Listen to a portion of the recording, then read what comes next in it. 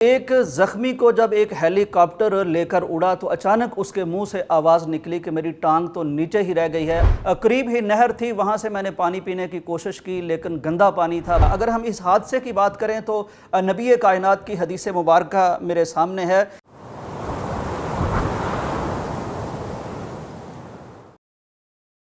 السلام علیکم ناظرین اکرام، کل 1:15 بجے اتوار کے روز ٹرین کے حادثے میں ایسے مناظر دیکھنے کو ملے کہ قیامت یاد آ گئی۔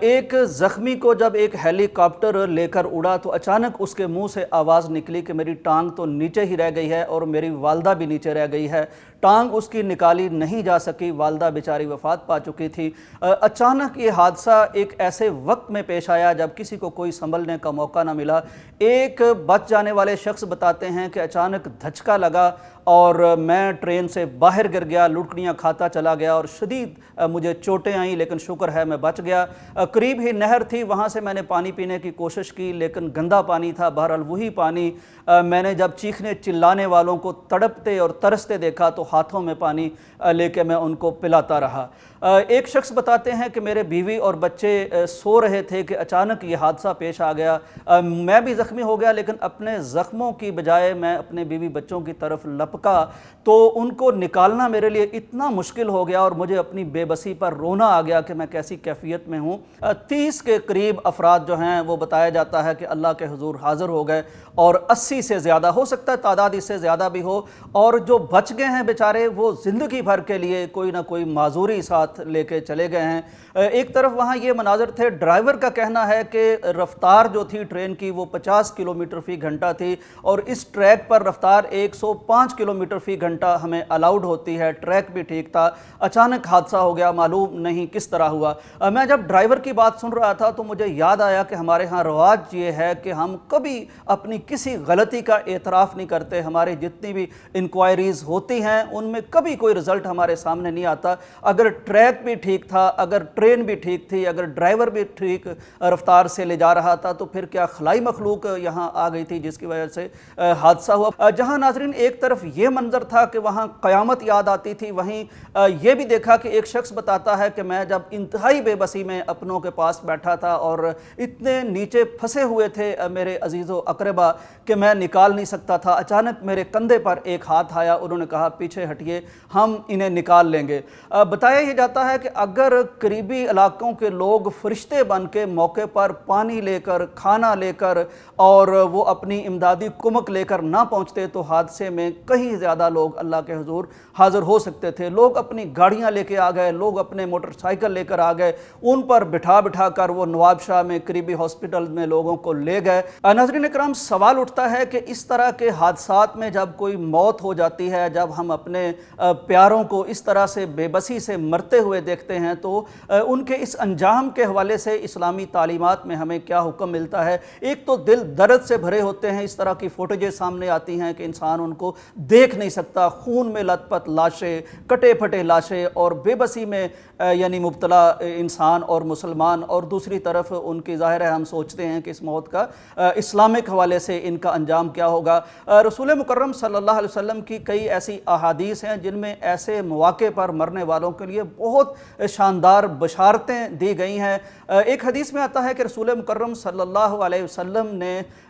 پوچھا صحابہ سے کہ شہید آپ کس کو سمجھتے ہوں، تو انہوں نے بتایا کہ اللہ کی راہ میں جو شہید ہو جائے۔ نبی کائنات نے فرمایا اس طرح تو میری امت کے شہید بہت کم ہوں گے، اور اس کے بعد کئی احادیث ہیں جن میں پیارے پیغمبر صلی اللہ علیہ وسلم نے مختلف مواقع پر فوت ہونے والوں کو بھی شہداء میں یعنی اعزازی شہداء میں شمار فرمایا۔ اگر ہم اس حادثے کی بات کریں تو نبی کائنات کی حدیث مبارکہ میرے سامنے ہے، والذی یموت تحت الحدم شہید، کہ ہر وہ شخص جو کسی ملبے تلے دب کر اللہ کے حضور حاضر ہو جائے وہ شہید ہے۔ اب یہ ملبہ کوئی پہاڑ سے گر گیا، وہ بھی کوئی زلزلے میں گر گیا، وہ بھی کوئی یہ ٹرین ظاہر ہے اتنا شدید اور فولادی لوہا جب ٹکراتا ہے، اور جس طرح کہ بتایا جاتا ہے کہ کل 19 بوگیاں تھیں اس ٹرین کی، جن میں سے 9 ٹرین پر رہی ہیں، پٹڑی پر رہی ہیں، اور 10 گر گئی ہیں، جن میں سے 2 تو بالکل الٹ گئیں، 3 نیچے گر گئیں اور باقی کو بھی حادثہ پیش آیا اور 1000 کے قریب اس میں مسافر تھے، بہت بھری ہوئی تھی۔ تو اللہ کے فضل سے نبی کائنات کی حدیث کے مطابق یہ صاحب الحدم ہیں، یعنی دب کر مرنے والے ہیں۔ ان کے لیے پیارے پیغمبر صلی اللہ علیہ وسلم کی مسند اور صحیح حدیث کے مطابق ان کو انشاءاللہ اللہ تبارک و تعالیٰ کے ہاں شہادت کا درجہ حاصل ہوگا۔ ہم دعا بھی کرتے ہیں، آپ بھی ہمارے ساتھ آمین کہیے کہ اس طرح جو بیچارے مسافر تھے، مظلوم تھے، اپنوں سے دور تھے، سفر میں تھے، اتنے شدید حادثے میں ان کی جان چلی گئی، تو اللہ تبارک و تعالیٰ پیارے پیغمبر کی اس حدیث کا مصداق انہیں ٹھہرائے اور انہیں شہداء کا درجہ عطا فرمائے۔ ناظرین اکرام، یہاں ہمیں اس بات کا بھی جائزہ لینا چاہیے کہ ہمارے ملک میں اس طرح کے جب بھی حادثات ہوتے ہیں تو ان کی انکوائری کی کوئی رپورٹ، تسلی بخش رپورٹ سامنے نہیں آتی۔ کبھی ہمیں کسی کو اعتراف کرتے ہوئے نہیں دیکھا، کبھی کسی کو نادم ہوتے ہوئے نہیں دیکھا۔ دوسرے ممالک میں ہم دیکھتے ہیں کہ لوگ استعفیٰ دے کے چلے جاتے ہیں، ہمارے ہاں کتنے حادثات ہوئے، کبھی کوئی ایسا معاملہ نہیں ہوا۔ بہرحال دعا کرتے ہیں کہ اللہ تبارک و تعالی ہمیں بھی یہ ہمت اور حوصلہ عطا فرمائے کہ ہم اپنے گناہوں کا اعتراف کریں، اپنی غفلتوں کا اعتراف کریں، کیونکہ ان کا فائدہ یہ ہوتا ہے کہ آئندہ سے سد باب کیا جا سکتا ہے۔